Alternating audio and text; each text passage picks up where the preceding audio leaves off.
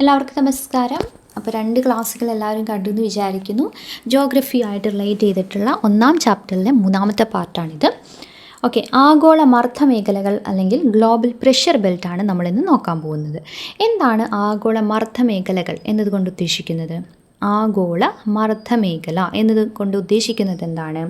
ഭൂമിയുടെ വിവിധ അക്ഷാംശങ്ങളിൽ ചൂടും തണുപ്പും അനുസരിച്ച് രൂപപ്പെടുന്ന ഉച്ചമർദ്ദവും ന്യൂനമർദ്ദവുമുള്ള വലയം പോലെയുള്ള മേഖലകളെയാണ് നമ്മൾ ആഗോള മർദ്ദ മേഖല എന്ന് പറയുന്നത്. ആഗോള മർദ്ദ മേഖല.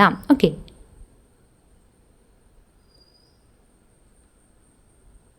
അതായത് വിവിധ അക്ഷാംശങ്ങളിൽ ചൂടും തണുപ്പും അനുസരിച്ച് രൂപപ്പെടുന്ന ഉച്ചമർദ്ദവും അതോടൊപ്പം തന്നെ ന്യൂനമർദ്ദവുമുള്ള ആ വലയം പോലുള്ള രേഖകൾ.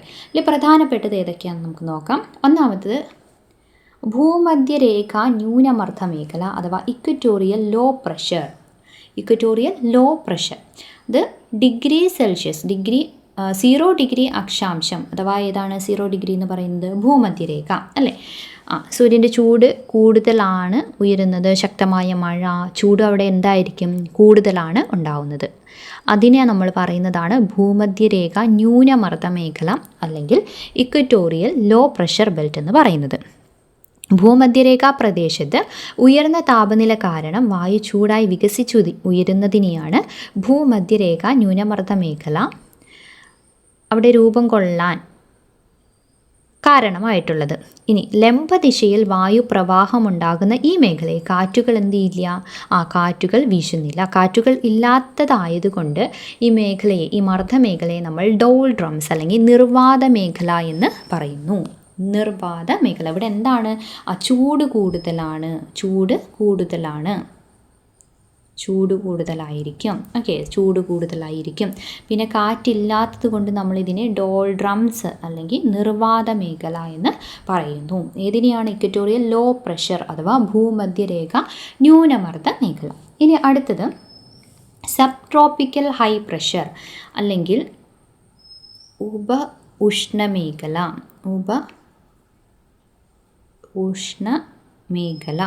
സബ് ട്രോപ്പിക്കൽ ഹൈ പ്രഷർ, ഉപ ഉഷ്ണമേഖല ഉച്ചമർദ്ദ മേഖല, ഉപോഷ്ണമർദ്ദ മേഖല, സബ് ട്രോപ്പിക്കൽ ഹൈ പ്രഷർ, ഉപോഷ്ണ ഉച്ചമർദ്ദ മേഖല, അങ്ങനെ പറഞ്ഞാൽ മതി. ഉപോഷ്ണ ഉച്ചമർദ്ദ മേഖല, അതാണെന്ത്? Sub tropical high pressure belt എന്ന് പറയുന്നത്. നമ്മുടെ നോക്കിയേ പിക്ചറിൽ സബ് ട്രോപ്പിക്കൽ 30 ഡിഗ്രി അല്ലേ, 30 ഡിഗ്രിയിലാണ്. അതായത് മധ്യരേഖാ പ്രദേശത്ത് നിന്നും വികസിച്ചുയരുന്ന വായു ഉയർന്ന് വിതാനത്തിൽ ധ്രുവങ്ങൾക്ക് അഭിമുഖമായി കാറ്റായി വീശുകയും ക്രമേണ തണുത്ത് 30 ഡിഗ്രി തെക്ക് 30 ഡിഗ്രി വടക്ക് അക്ഷാംശ മേഖലകളിൽ താഴ്ന്നിറങ്ങുകയും ചെയ്യുന്നതിനാൽ ഇതിനെ sub tropical high pressure belt അല്ലെങ്കിൽ ഉപോഷ്ണ ഉച്ചമർദ്ദ മേഖല എന്നാണ് പറയുന്നത്. അങ്ങനെയാണിത് രൂപപ്പെടുന്നത്. അപ്പോൾ 30 ഡിഗ്രി എന്നുള്ളത് ഓർത്തിരിക്കുക. 30 ഡിഗ്രി ഇത് മരുഭൂമികളിലൊക്കെ കൂടുതലായി കാണപ്പെടുന്നത് ഇതാണ്. ഇനി അടുത്തത് ഉപധ്രുവ ന്യൂനമർദ്ദ മേഖല, അതായത് sub polar low pressure belt, ഉപധ്രുവീയ ന്യൂനമർദ്ദ മേഖല. അതെപ്പോഴാണ്? അത് 60 ഡിഗ്രിയിൽ.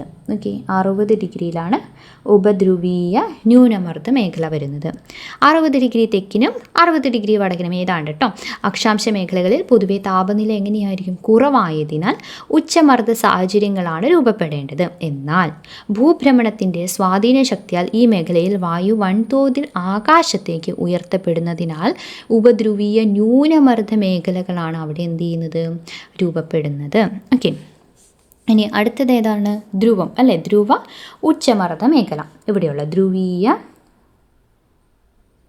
ഉച്ചമർദ്ദ മേഖല അല്ലേ, അതേതാണ്? Polar high pressure belt. മധ്യരേഖയിലേതിന് വിപരീത അന്തരീക്ഷ സാഹചര്യങ്ങളുള്ളതിനെയാണ് ധ്രുവീയത്തിലുള്ളത് അല്ലേ. വായു തണുത്ത് സങ്കോചിച്ച് താഴ്ന്ന് ഇറങ്ങുന്നതിലാണ് ധ്രുവീയ ഉച്ചമർദ്ദ മേഖലകൾ രൂപപ്പെടുന്നത്.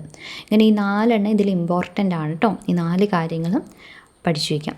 സൂര്യൻ്റെ അയനത്തിനനുസരിച്ച് താപസാഹചര്യങ്ങൾ മാറുന്നതിനാൽ ആഗോള മർദ്ദമേഖലകൾക്ക് ആപേക്ഷിക സ്ഥാനമാറ്റം ഉണ്ടാകുന്നു.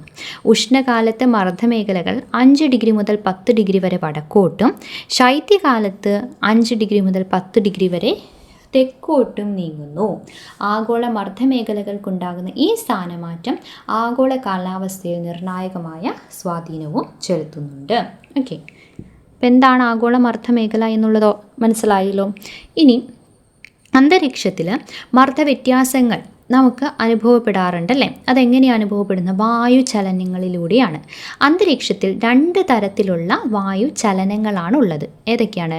ലംബദിശയിലുണ്ടാകുന്ന വായുവിൻ്റെ ചലനത്തെയാണ് നമ്മൾ വായുപ്രവാഹം അല്ലെങ്കിൽ എയർ കറൻറ്റ് എന്ന് പറയുന്നത്, ലംബദിശയിൽ. ഓക്കെ, തിരശ്ചീന ദിശയിൽ ഉച്ചമർദ്ദ പ്രദേശത്തിൽ നിന്നും ന്യൂനമർദ്ദ പ്രദേശത്തിലേക്ക് വായുവുള്ള ആ ചലനത്തെയാണ് നമ്മൾ എന്ത് പറയുന്നത്? വിൻഡ് അഥവാ കാറ്റെന്ന് പറയുന്നത്. ഇപ്പോൾ ഇലകൾ ഇളകിയാൽ മാത്രം തിരിച്ചറിയാൻ കഴിയുന്ന ഇളം കാറ്റുകൾ മുതൽ സർവനാശം വിതയ്ക്കുന്ന കൊടുങ്കാറ്റുകൾ അല്ലേ വരെ കാറ്റുകൾ വിവിധ തരത്തിലുണ്ട്.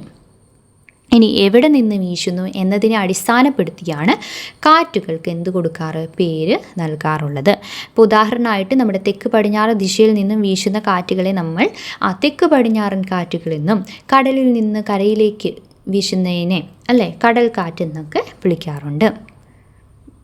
ഇനി ഈ കാറ്റിൻ്റെ ദിശയെ സ്വാധീനിക്കുന്ന പ്രധാന ഘടകമാണ് ഇത് കോറിയോലിസ് ബലം എന്ന് പറയുന്നത്. ഏതാണ് കോറിയോലിസ് ബലം? അപ്പോൾ നോക്കിയേ, വായുപ്രവാഹം അല്ലെങ്കിൽ എയർ കറണ്ട് എന്ന് പറയുന്ന ലംബദിശയിലുണ്ടാകുന്ന വായുവിൻ്റെ ചലനത്തെയാണ് വായുപ്രവാഹം എന്ന് വിളിക്കുന്നത്. ഇനി തിരശ്ചീന ദിശയിൽ ഉച്ചമർദ്ദ മേഖലയിൽ നിന്ന് അല്ലെങ്കിൽ ഉച്ചമർദ്ദ പ്രദേശത്തിൽ നിന്ന് ന്യൂനമർദ്ദ പ്രദേശങ്ങളിലേക്കുള്ള ചലനമാണ് കാറ്റെന്ന് പറയുന്നത്. ഇനി എന്താണ് ഈ കോറിയോലിസ് ബലം? കാറ്റിൻ്റെ ദിശയെ സ്വാധീനിക്കുന്ന പ്രധാന ഘടകമാണെന്ന് പറഞ്ഞു അല്ലേ, അതാണ് കോറിയോലിസ് എന്ന് നമ്മൾ. എന്താണ് ഈ കോറിയോലിസ് എന്ന് പറയുന്നത്? എന്താണ്? അതായത് കാറ്റിൻ്റെ ദിശയെ സ്വാധീനിക്കുന്ന ഒരു പ്രധാന ഘടകമാണ്. ഭൂമിയുടെ ഭ്രമണം മൂലമാണ് ഈ ബലം അനുഭവപ്പെടുന്നത്. എന്ത് മൂലമാണ്? ഭൂമിയുടെ ഭ്രമണം മൂലമാണ് ഇത് അനുഭവപ്പെടുന്നത്. കോറിയോലിസ് പ്രഭാവം മൂലം കാറ്റുകൾ അവയുടെ സഞ്ചാര ദിശയിൽ നിന്നും വ്യതിചലിക്കുന്നു. ഇപ്പോൾ നോർത്തേൺ ഹെമിസ്ഫിയർ അല്ലെങ്കിൽ ഉത്തരാർദ്ധഗോളത്തിൽ സഞ്ചാര ദിശയുടെ വലത്തോട്ട് വ്യതിചലിക്കുന്നു. ഇനി സൗത്ത് ആണെങ്കിലോ ദക്ഷിണാർദ്ധഗോളത്തിലാണെങ്കിലോ സഞ്ചാര ദിശയുടെ ഇടത്തോട്ട് വ്യതിചലിക്കുകയും ചെയ്യുന്നുണ്ട്. അപ്പോൾ കോറിയോലിസ് പ്രഭാവം മൂലമാണ് കാറ്റുകൾ എന്ത് ചെയ്യുന്നത്? ഉത്തരാർദ്ധഗോളത്തിൽ കാറ്റുകൾ സഞ്ചാര ദിശയുടെ വലത്തോട്ടും ദക്ഷിണാർദ്ധഗോളത്തിൽ സഞ്ചാര ദിശയുടെ ഇടത്തോട്ടും വ്യതിചലിക്കുന്നത്. എന്തുകൊണ്ടാണ്? കോറിയോലിസ് അല്ലെ, കോറിയോലിസ് പ്രഭാവം കൊണ്ടാണ്. ഇനി കാറ്റിൻ്റെ വേഗതയെയും ശക്തിയെയും പ്രധാനമായും 2 കാര്യങ്ങളാണ് സ്വാധീനിക്കുന്നത്. വേഗതയെയും ശക്തിയും എന്തൊക്കെയാണ്? അതാണ് മർദ്ദച്ചെരിവ് ബലം അല്ലെങ്കിൽ പ്രഷർ ഗ്രേഡിയൻറ്റ് ഫോഴ്സും പിന്നെയോ ഘർഷണ ബലം അല്ലെങ്കിൽ ഫ്രിക്ഷണൽ ഫോഴ്സ് എന്ന് പറയുന്നത്. മർദ്ദച്ചെരിവ് ബലവും ഫ്രിക്ഷണൽ ഫോഴ്സുമാണ് കാറ്റിൻ്റെ വേഗതയെയും ശക്തിയെയും സ്വാധീനിക്കുന്നത്. ഈ മർദ്ദച്ചെരിവ് ബലം എന്ന് വെച്ചാൽ എന്താണ്? തിരശ്ചീന തലത്തിൽ മർദ്ദത്തിൻ്റെ അളവിലുണ്ടാവുന്ന വ്യത്യാസമാണ് മർദ്ദച്ചെരിവ്. മർദ്ദ വ്യത്യാസം മൂലം ഉച്ചമർദ്ദ മേഖലകളിൽ നിന്നും ന്യൂനമർദ്ദ മേഖലയിലേക്ക് വായുവിൻ്റെ ചലനം സാധ്യമാക്കുന്ന ബലത്തെയാണ് മർദ്ദച്ചെരിവ് ബലം എന്ന് പറയുന്നത്. അടുത്തടുത്തുള്ള സ്ഥലങ്ങൾ തമ്മിൽ കാര്യമായ മർദ്ദ വ്യത്യാസമാണുള്ളതെങ്കിൽ മർദ്ദച്ചെരിവ് കൂടുതലെന്നും തിരശ്ചീന തലത്തിൽ മർദ്ദത്തിൽ കാര്യമായ വ്യത്യാസമില്ലെങ്കിൽ മർദ്ദച്ചെരിവ് കുറവെന്നുമാണ് കണക്കാക്കുന്നത്. ഇപ്പോൾ മർദ്ദച്ചെരിവ് കൂടിയിടങ്ങളിൽ കാറ്റ് എങ്ങനെയായിരിക്കും? ശക്തമായിരിക്കും. ഓക്കെ, അപ്പോൾ മർദ്ദത്തിലുണ്ടാകുന്ന തിരശ്ചീന തലത്തിൽ മർദ്ദത്തിലുണ്ടാകുന്ന ആകെ വ്യത്യാസത്തെയാണ് എന്ത് പറയുന്നത്? മർദ്ദച്ചെരിവെന്ന് പറയുന്നത്. ഇനി എന്താണ് ഘർഷണ ബലം എന്ന് പറയുന്നത്? ഘർഷണം അല്ലെങ്കിൽ ഫ്രിക്ഷൻ. ഇപ്പോൾ കുന്നുകൾ, മലകൾ അല്ലേ, വനങ്ങൾ അല്ലെങ്കിൽ നമ്മുടെ മനുഷ്യനിർമ്മിതികൾ തുടങ്ങിയൊക്കെ അങ്ങനെയൊക്കെ ഉണ്ടല്ലോ, അത് കാറ്റിൻ്റെ ആ ഒരു സുഗമ സഞ്ചാരത്തെ തടസ്സപ്പെടുത്തുന്നു. അതാണ് ഈ ഫ്രിക്ഷൻ അല്ലെങ്കിൽ ഘർഷണം എന്നതുകൊണ്ട് ഉദ്ദേശിക്കുന്നത്. ഓക്കെ, ആ തടസ്സങ്ങൾ കാറ്റിൻ്റെ വേഗത എന്ത് ചെയ്യുകയാണ് ചെയ്യുന്നത്? കുറയ്ക്കുകയാണ് ചെയ്യുന്നത്. ഓക്കെ, അപ്പം അങ്ങനെയാണ് കാറ്റിൻ്റെ ആ വേഗതയെയും ശക്തി അല്ലെങ്കിൽ ദിശയൊക്കെ സ്വാധീനിക്കുന്നത്. ഏതൊക്കെയാണ്? പ്രഷർ ഗ്രേഡിയൻറ്റ് ഫോഴ്സ് അഥവാ മർദ്ദച്ചെരിവ് ബലവും ഫ്രിക്ഷണൽ ഫോഴ്സ് അഥവാ ഘർഷണ ബലവുമാണ്. അപ്പം കുറച്ച് നാളൊക്കെ ഗ്യാപ്പ് ഇട്ട് പഠിക്കുന്നവർക്ക് ഇതൊക്കെ കുറച്ചൊരു ടഫായിരിക്കും. നിങ്ങൾ 2 തവണ കേട്ട് കഴിഞ്ഞിട്ട് നാളെയുള്ള MCQ സെക്ഷൻ രാവിലെ 6 മണിക്കുള്ളതും എന്തായാലും അറ്റൻഡ് ചെയ്യുക. അപ്പോൾ നിങ്ങൾക്ക് കുറച്ചും കൂടി എത്രത്തോളം എനിക്ക് എഴുതാൻ പറ്റുന്നുണ്ട്, പഠിക്കുന്നത് ശരിയാവുന്നുണ്ടോ എന്ന കാര്യങ്ങളൊക്കെ മനസ്സിലാവും കേട്ടോ. അല്ലാതെ ഒരു തവണ കണ്ടുപോയാൽ പോരാ, നിങ്ങൾ ടെക്സ്റ്റ് എടുത്ത് വെച്ചിട്ട് നോക്കണം. അതോടൊപ്പം തന്നെ എക്സാം എഴുതണം. എപ്പോഴും ഒരു ക്ലാസ് കണ്ടതിന് ശേഷം പിറ്റേ ദിവസം എന്ത് ചെയ്യുക? എക്സാം എഴുതുക. അതുകൊണ്ടാണ് വീക്കിലി റിവിഷന് പകരം ഞാനിപ്പോൾ ഡെയിലി റിവിഷൻ തരുന്നത്. ഓക്കെ, ഇനി ഇപ്പോൾ നമ്മൾ പറഞ്ഞല്ലേ പ്രഷർ ഗ്രേഡിയൻറ്റ് എന്താണ് എന്ന്. പ്രഷർ ഗ്രേഡിയൻറ്റ് എന്താണെന്ന് പറഞ്ഞു. അത് തന്നെയാണ് ഇവിടെ കൊടുത്തിട്ടുള്ളത്. എന്താണ് പ്രഷർ ഗ്രേഡിയൻറ്റ് എന്ന് പറയുന്നത്? മർദ്ദച്ചെരിവ് ബലം. നോക്കി, ഇപ്പം മർദ്ദച്ചെരിവ് കൂടുതൽ, അടുത്തടുത്തുള്ള സ്ഥലങ്ങൾ തമ്മിൽ കാര്യമായ മർദ്ദ വ്യത്യാസമുണ്ടെങ്കിൽ മർദ്ദച്ചെരിവ് കൂടുതലായിരിക്കും. അവിടെ കാറ്റ് എങ്ങനെയായിരിക്കും? ശക്തമായിരിക്കും. ഇനി മർദ്ദച്ചെരിവ് കുറവാണെങ്കിലോ, തിരശ്ചീന തലത്തിൽ മർദ്ദത്തിൽ കാര്യമായ വ്യത്യാസമില്ലെങ്കിൽ അവിടെ അത് കുറവായിരിക്കും. അവിടെ കാറ്റിൻ്റെ വേഗത എങ്ങനെയായിരിക്കും? കുറവായിരിക്കും അല്ല. ഇനി ഫ്രിക്ഷൻ, ഘർഷണ ബലവും അളവ് ഉപകരണങ്ങളും. നമ്മൾ ആദ്യം പറഞ്ഞല്ലേ, കുന്ന്, മല, വനങ്ങൾ അങ്ങനെയുള്ളതൊക്കെ എന്താണ്? കാറ്റിൻ്റെ സുഗമമായ സഞ്ചാരത്തെ തടസ്സപ്പെടുത്തും. അതിനെയാണ് ഫ്രിക്ഷൻ എന്ന് പറയുന്നത്. ഇനി നമ്മുടെ ഫ്രിക്ഷൻ എന്താണെന്ന് നമ്മൾ പറഞ്ഞല്ലേ, ഘർഷണം. അത് കാറ്റിൻ്റെ സുഗമമായ സഞ്ചാരത്തെ തടസ്സപ്പെടുത്തുന്നു എന്നുള്ള കാര്യം പറഞ്ഞു. ഇനി സമുദ്രോപരിതലമായി റിലേറ്റ് ചെയ്ത് വൻകരകളെ അപേക്ഷിച്ച് സമുദ്രോപരിതലത്തിൽ തടസ്സങ്ങൾ കുറവായതിനാൽ അവിടെ കാറ്റ് എന്ത് ചെയ്യുന്നുണ്ട്? കൂടുതൽ ശക്തമായി വീശുന്നുണ്ട്. ഓക്കെ, അപ്പോൾ സമുദ്രോപരിതലത്തിൽ കാറ്റ് ശക്തമായാണ് വീശുന്നത്. ഇനി കാറ്റിൻ്റെ വേഗത അളക്കുന്ന ഉപകരണം ഏതാണ്? അതാണ് അനിമോമീറ്റർ. കാറ്റിൻ്റെ വേഗത അളക്കുന്ന ഉപകരണമാണ് അനിമോമീറ്റർ. മണിക്കൂറിൽ എത്ര കിലോമീറ്റർ വേഗതയിലാണ് കാറ്റ് വീശുന്നത് എന്ന് നമുക്ക് അനിമോമീറ്റർ വഴി മനസ്സിലാക്കാൻ സാധിക്കും. അങ്ങനെയാണ് വിൻഡ് വെയിൻ എന്താണ്? കാറ്റിൻ്റെ ദിശ, അത് ഓർത്ത് വയ്ക്കുക. കാറ്റിൻ്റെ ദിശ സൂചിപ്പിക്കുന്ന ഉപകരണമാണ് ഏത്? വിൻഡ് വെയിൻ എന്ന് പറയുന്നത്. കാറ്റിൻ്റെ ദിശ സൂചിപ്പിക്കുന്ന ഉപകരണമാണ് വിൻഡ് വെയിൻ. അനിമോമീറ്റർ എന്ന് പറയുന്നത് കാറ്റിൻ്റെ വേഗത അളക്കുന്നത്. വേഗത അനിമോമീറ്റർ. വിൻഡ് വെയിൻ ദിശ. രണ്ടും മാറിപ്പോകരുത്. ഓക്കെ, നമ്മൾ ആദ്യം കോറിയോലിസ് പഠിച്ചില്ലേ, കോറിയോലിസ് ബലം. ഇനി നമ്മുടെ അഡ്മിറൽ ഫെറൽ എന്ന ശാസ്ത്രജ്ഞൻ, നമ്മുടെ ടെക്സ്റ്റ് ബുക്കിൽ ഇല്ല കേട്ടോ, അവതരിപ്പിച്ച ഒരു നിയമമാണ് ഫെറൽ നിയമം. അതായത് ഭൗമോപരിതലത്തിൽ സ്വതന്ത്രമായി ചലിക്കുന്ന വസ്തുക്കൾക്ക് ഭ്രമണം നിമിത്തം ഉത്തരാർദ്ധഗോളത്തിൽ സഞ്ചാരദിശയ്ക്ക് വലത്തോട്ടും ദക്ഷിണാർദ്ധഗോളത്തിൽ സഞ്ചാരദിശയ്ക്ക് ഇടത്തോട്ടും വ്യതിചലനം ഉണ്ടാകുന്നു. നമ്മൾ ആദ്യം പറഞ്ഞല്ലേ, ഇതിന് കാരണമാകുന്ന ബലമാണ് ഇത്? കോറിയോലിസ് ബലം എന്ന് പറഞ്ഞത്. ഇനി ഭൂമധ്യരേഖാ പ്രദേശത്ത് നിന്നും ധ്രുവങ്ങളിലേക്ക് പോകുന്തോറും, ഭൂമധ്യരേഖയിൽ നിന്ന് ധ്രുവങ്ങളിലേക്ക് പോകുന്തോറും കോറിയോലിസ് ബലം എന്ത് ചെയ്യുകയാണ്? വർദ്ധിക്കുന്നു. കോറിയോലിസ് ബലത്തിൻ്റെ അടിസ്ഥാനത്തിൽ അഡ്മിറൽ ഫെറൽ എന്ന ശാസ്ത്രജ്ഞൻ അവതരിപ്പിച്ച നിയമമാണ് ഫെറൽ നിയമം. ഓക്കെ, അതും കൂടി ഒന്ന് ഓർത്തിരിക്കുക കേട്ടോ, ഫെറൽ നിയമം എന്താണ് എന്നുള്ളത്. ഇത്രയാണ് നമുക്ക് ഈ ഒരു കാര്യമായിട്ട്. ഇനി നമ്മൾ ടൈപ്സ് ഓഫ് വിൻഡ്സ് ആണ് പഠിക്കാൻ പോകുന്നത്. കാറ്റുകളുടെ വർഗീകരണവും കാര്യങ്ങളും. ഓക്കെ, കാറ്റുകളെ പെർമനൻറ്റ് വിൻഡ്സ് അല്ലെങ്കിൽ സ്ഥിരവാദങ്ങൾ, ദെൻ കാലികവാദങ്ങൾ അല്ലെങ്കിൽ പീരിയോഡിക് വിൻഡ്സ്, പ്രാദേശികവാദങ്ങൾ അല്ലെങ്കിൽ ലോക്കൽ വിൻഡ്സ്, അസ്ഥിരവാദങ്ങൾ അല്ലെങ്കിൽ വേരിയബിൾ വിൻഡ്സ്, ഇങ്ങനെ 4ആയിട്ടാണ് പ്രധാനമായും തിരിച്ചിരിക്കുന്നത്. ആദ്യം നമുക്ക് സ്ഥിരവാദങ്ങൾ അഥവാ പെർമനൻറ്റ് വിൻഡ്സ് എന്താണെന്ന് നോക്കാം. വർഷം മുഴുവൻ ഒരു നിശ്ചിത ദിശയിൽ സ്ഥിരമായി വീശുന്ന കാറ്റുകളാണ് ഇത് പെർമനൻ്റ് അല്ലെങ്കിൽ സ്ഥിരവാദങ്ങൾ എന്ന് പറയുന്നത്. വർഷം മുഴുവൻ ഒരു നിശ്ചിത ദിശയിൽ സ്ഥിരമായി വീശുന്ന കാറ്റുകളാണ് പെർമനൻറ്റ് അല്ലേ, സ്ഥിരവാദങ്ങൾ. ഇവയെ നിത്യഹരിതവാദങ്ങൾ, ആഗോളവാദങ്ങൾ അല്ലേ, ആഗോളവാദങ്ങൾ എന്നീ പേരുകളിൽ ആരറിയപ്പെടുന്നുണ്ട്? സ്ഥിരവാദങ്ങൾ അറിയപ്പെടുന്നുണ്ട്. പിന്നെ വാണിജ്യവാദങ്ങൾ, പശ്ചിമവാദങ്ങൾ, ധ്രുവീയവാദങ്ങൾ എന്നിവയാണ് ഈ സ്ഥിരവാദങ്ങൾ, പ്രധാനപ്പെട്ട സ്ഥിരവാദങ്ങൾ എന്ന് പറയുന്നത്. ഓക്കെ, ഇതൊക്കെയാണ് വാണിജ്യവാദങ്ങൾ അഥവാ ട്രേഡ് വിൻഡ്സ്, പശ്ചിമവാദങ്ങൾ അഥവാ വെസ്റ്റർലീസ്, ധ്രുവീയ പൂർവ്വവാദങ്ങൾ അഥവാ പോളാർ ഈസ്റ്റർലീസ്.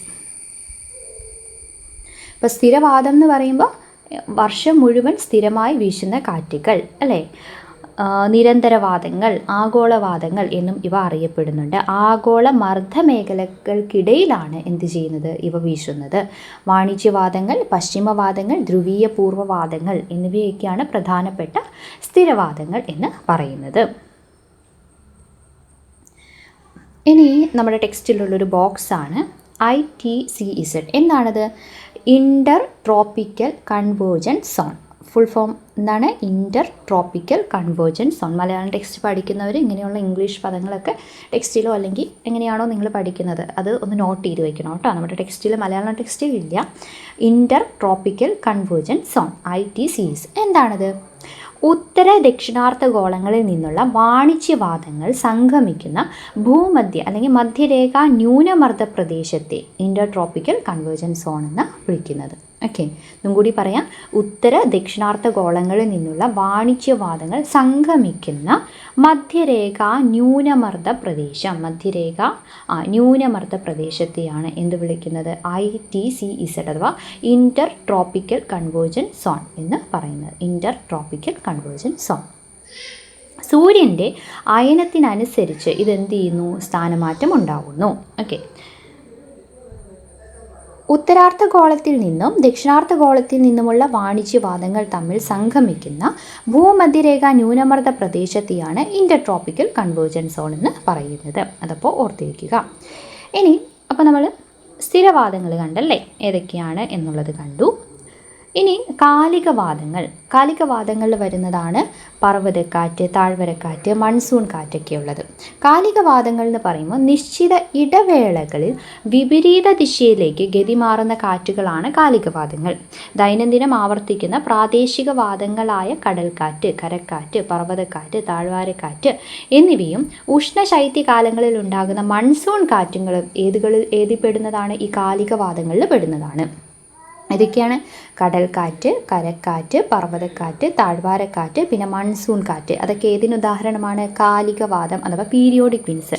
അത് നിശ്ചിത ഇടവേളകളിൽ വിപരീത ദിശയിലേക്ക് ഗതിമാറുന്ന കാറ്റുകളാണ്. ഓക്കെ, അപ്പോൾ ആദ്യം നമുക്കതിൽ പർവ്വതക്കാറ്റ്, താഴ്വാരക്കാറ്റ്. പർവ്വതം എന്ന് വെച്ചാൽ മൗണ്ടൻ ബ്രീസും അതോടൊപ്പം തന്നെ വാലി ബ്രീസും. രാത്രികാലങ്ങളിൽ പർവ്വതച്ചെരുവിലെ വായു തണുത്ത് സങ്കോചിച്ച് താഴ്ന്നിറങ്ങുന്നതാണിത് പർവ്വതക്കാറ്റ് എന്ന് പറയുന്നത്. താഴ്ന്ന് ഇറങ്ങുന്നതാണിത് പർവ്വതക്കാറ്റ്. വായു വേഗത്തിൽ തണുത്ത് സങ്കോചിച്ച് ഭാരം കൂടി എവിടേക്ക് വരുന്നു? താഴേക്ക് ഇറങ്ങി വരുന്നു. അത് പർവ്വതക്കാറ്റ്. ഇനി താഴ്വാരക്കാറ്റ് എന്ന് പറയുമ്പോൾ പകല്, ഇത് രാത്രി കേട്ടോ, അത് ഓർത്തണം. പർവ്വതക്കാറ്റ് എന്ന് പറയുമ്പോൾ രാത്രി കാലങ്ങളിലാണ് എന്ത് സംഭവിക്കുന്നത്? രാത്രി അല്ലേ, ഒരു ചന്ദ്രനെ ഓർത്താൽ മതി. ചന്ദ്രനാണ് കേട്ടോ ഞാൻ ഉദ്ദേശിച്ചത്. അപ്പം രാത്രി കാലങ്ങളിൽ എവിടേക്കാണത് വരുന്നത്? താഴേക്ക് അല്ലേ. വായു തണുത്ത് സങ്കോചിച്ച് അപ്പോൾ അതിൻ്റെ ഭാരം കൂടും. അപ്പോൾ അതെന്ത് വരും? താഴേക്ക് വരും. അതാണ് പർവ്വതക്കാറ്റ്. താഴ്വാരക്കാറ്റെന്ന് പറയുമ്പോൾ അവിടെ പകലാണ്. പകൽ സമയത്ത് സൂര്യതാപമേറ്റ് പർവ്വതച്ചെരുവിലെ വായു വികസിച്ചുയരുന്നത് താഴ്വരയിൽ നിന്നും എവിടേക്ക് പോകുന്നു? പർവ്വത മുകളിലേക്ക് കാറ്റ് വീശുന്നതിന് കാരണമാകുന്നു. അതാണ് താഴ്വാരക്കാറ്റ് അല്ലെങ്കിൽ വാലി ബ്രീസ് എന്ന് പറയുന്നത്. അത് പകൽ, മറ്റേത് രാത്രി. ഓക്കെ, അത് ഓർത്ത് വയ്ക്കാം. ഇനി എന്താണ് മൺസൂൺ കാറ്റുകൾ എന്ന് പറയുന്നത്? മൺസൂൺ കാറ്റിൽ നമ്മൾക്ക് തെക്ക് പടിഞ്ഞാറൻ മൺസൂൺ ഉണ്ട്, വടക്ക് കിഴക്കൻ മൺസൂൺ കാറ്റുമുണ്ട് അല്ലേ. അതായത് കാറ്റിൻ്റെ കാലികമായ ദിശാവ്യതിയാനമാണ് മൺസൂൺ എന്നതുകൊണ്ട് അർത്ഥമാക്കുന്നത്. ഉഷ്ണകാലത്ത് ദക്ഷിണേഷ്യൻ വൻകര, പ്രത്യേകിച്ച് ഇന്ത്യൻ ഉപഭൂഖണ്ഡം വൻതോതിൽ ചൂടുപിടിക്കുന്നതിനാൽ ശക്തമായ ന്യൂനമർദ്ദം രൂപപ്പെടുന്നു. എപ്പോഴാണ്? ഉഷ്ണകാലത്ത്. താരതമ്യേന ഉയർന്ന മർദ്ദമുള്ള ഇന്ത്യൻ സമുദ്രത്തിൽ നിന്നും മർദ്ദം കുറഞ്ഞ വൻകര ഭാഗത്തേക്കാണ് കാറ്റ് വീശുന്നത്. അപ്പോൾ കോറിയോലിസ് പ്രഭാവത്താൽ തെക്കു പടിഞ്ഞാറ് നിന്നും വീശുന്ന ഈ കാറ്റുകൾ കരയിൽ പ്രവേശിക്കുന്നതോടെ പലയിടത്തും എന്ത് ലഭിക്കും?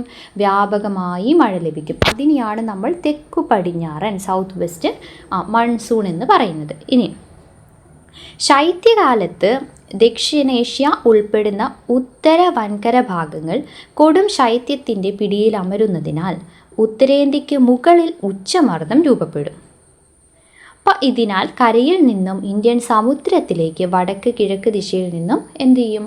തുടർച്ചയായിട്ട് കാറ്റ് വീശും. അതിനെയാണ് നമ്മൾ വടക്ക് കിഴക്കൻ മൺസൂൺ കാറ്റ് അല്ലെങ്കിൽ നോർത്ത് വെസ്റ്റ് മൺസൂൺ വിൻഡ് എന്ന് വിളിക്കുന്നത്. ഇത് പൊതുവെ എങ്ങനെയാണ്? ഈർപ്പരഹിതമായിട്ടുള്ള കാറ്റാണ്. ഓക്കെ, അപ്പോൾ രണ്ടും നോക്കി വയ്ക്കുക. ഒന്നാമത്തെ തെക്ക് പടിഞ്ഞാറൻ എന്ന് പറയുമ്പോൾ അത് ഉഷ്ണകാലത്ത്, മറ്റേത് ശൈത്യകാലത്ത്. ഉഷ്ണകാലത്ത് ദക്ഷിണേഷ്യൻ വൻകര, അതാണ് തെക്ക് പടിഞ്ഞാറൻ. അവിടെ എന്താണ്? ശക്തമായ ന്യൂനമർദ്ദം രൂപപ്പെടുന്നു.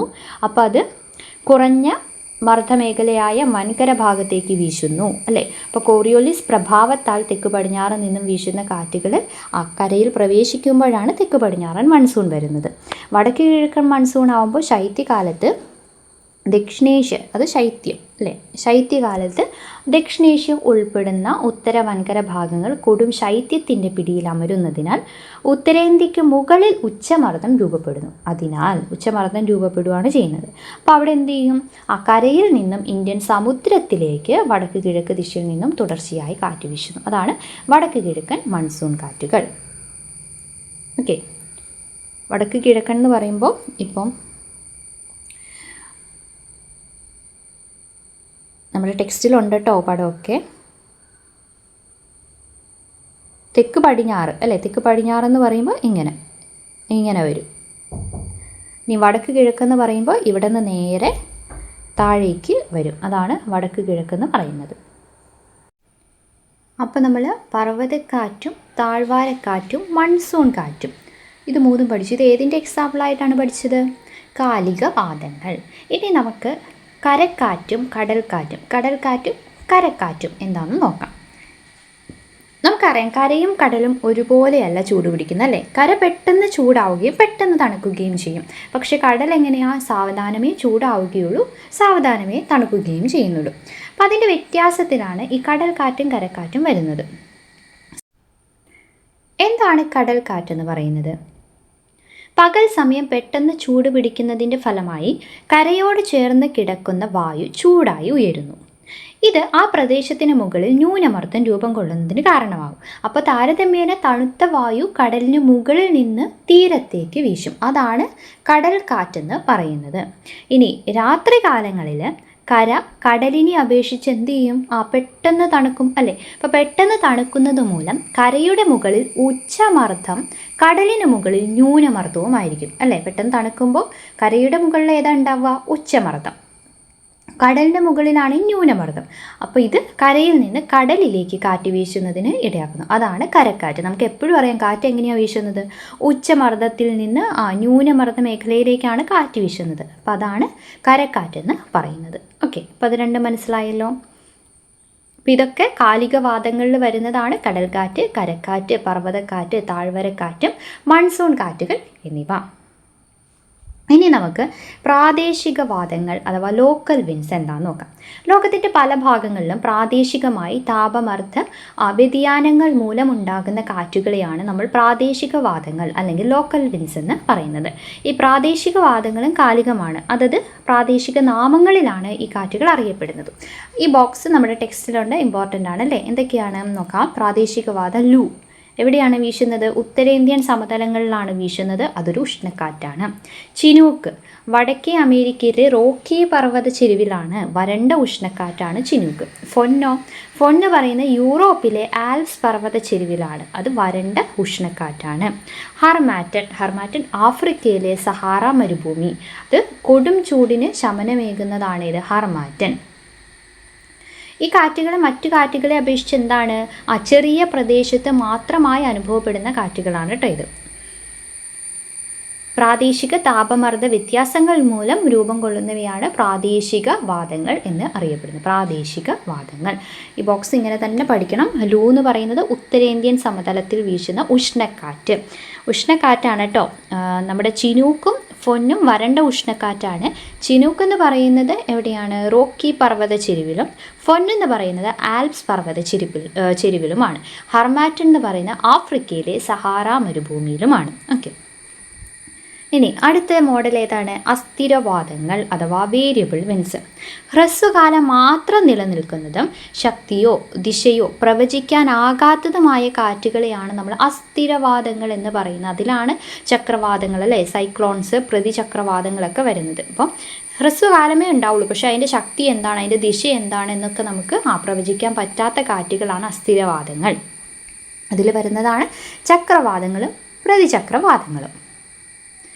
എന്താണ് ചക്രവാതങ്ങൾ എന്ന് പറയുന്നത്? സൈക്ലോൺസ് എന്ന് പറയുന്നത്. സൈക്ലോൺസ് ന്യൂനമർദ്ദ കേന്ദ്രത്തിലേക്ക് ചുറ്റുപാടുകളിൽ നിന്നും ശക്തമായി കാറ്റ് ചുറ്റിയടിക്കുന്ന വ്യവസ്ഥയാണ് ചക്രവാതം അല്ലേ. ന്യൂനമർദ്ദത്തിലേക്ക് ഇങ്ങനെ ചുറ്റി കാറ്റുകൾ ചുറ്റിയടിച്ച് ഇതാവുന്നതിനെയാണ് നമ്മൾ എന്ത് പറയുന്നത്? ചക്രവാതം എന്ന് പറയുന്നത്. ചക്രവാതം.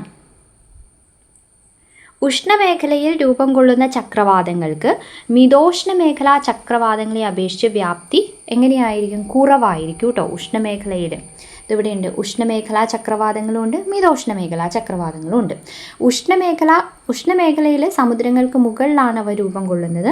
മിതോഷ്ണമേഖലാ ചക്രവാതങ്ങളെ അപേക്ഷിച്ച് അവയ്ക്ക് എങ്ങനെയായിരിക്കും? വ്യാപ്തി കുറവാണ്, പക്ഷേ അത് അതീവ വിനാശകാരികളാണ്. ഇത് ഉഷ്ണമേഖലാ ചക്രവാതങ്ങൾ.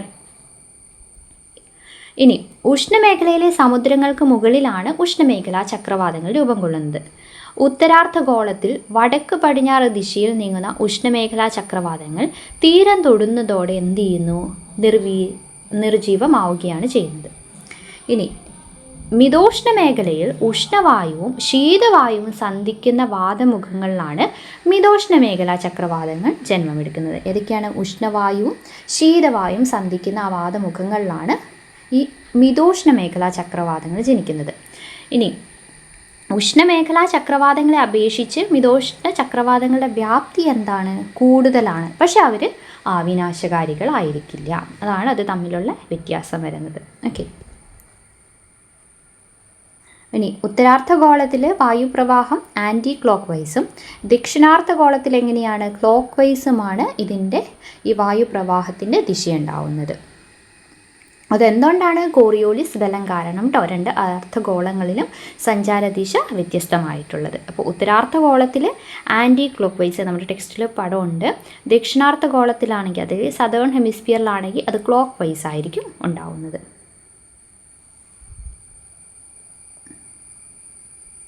ഇനി ചക്രവാതങ്ങളുടെ പ്രാദേശിക നാമങ്ങൾ ഏതൊക്കെയാണ്? ഹാരിക്കെയിൻസ്, ടൈഫൂൺ. ടൈഫൂൺ എന്ന് പറയുന്നത് ദക്ഷിണ ചൈന കടലിൽ വീശുന്നത്. ഹാരിക്കെയിൻസ് എന്ന് പറയുന്നത് എവിടെയാണ്? കരീബിയൻ കടൽ, മെക്സിക്കോ ഉൾക്കടലിലൊക്കെ വീശുന്നതാണ്. ദെൻ വില്ലീസ്, അത് ഓസ്ട്രേലിയ അല്ലേ. Tornado America. Then cyclone Bengal ഉൾക്കടലിൽ വീശുന്ന കാറ്റാണ് ചക്രവാതം. ഇനി പ്രതിചക്രവാതം അഥവാ ആൻറ്റി സൈക്ലോൺ എന്താണെന്ന് നോക്കാം.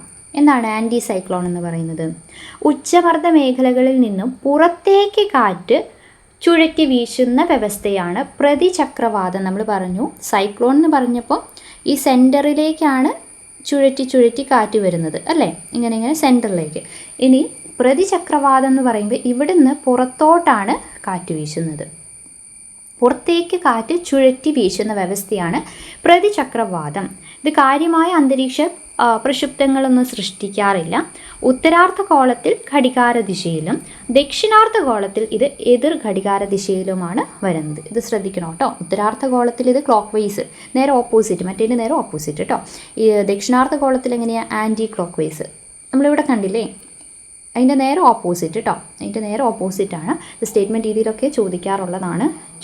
ഇനിയും ചോദിക്കാം അല്ലേ. ഓക്കെ, അപ്പോൾ അത് രണ്ടും ഓർത്തിരിക്കുക. അപ്പം നമുക്ക് ഇത്രയും പഠിക്കാം. ബാക്കി ഇനിയും ഉണ്ട്. ആർദ്രതാ കാര്യങ്ങൾ, പിന്നെ മേഘങ്ങളുടെ കാര്യങ്ങളൊക്കെ പഠിക്കാനുണ്ട്. അത് നമുക്ക് അടുത്ത ക്ലാസ്സിൽ ചെയ്യാം. അപ്പോൾ ഈ ക്ലാസ് എല്ലാവർക്കും യൂസ്ഫുൾ ആയെന്ന് വിചാരിക്കുന്നു. നിങ്ങളുടെ അഭിപ്രായങ്ങൾ എല്ലാം കമൻറ്റിലൂടെ രേഖപ്പെടുത്തുക. അടുത്ത ക്ലാസ്സിൽ വീണ്ടും കാണാം. താങ്ക്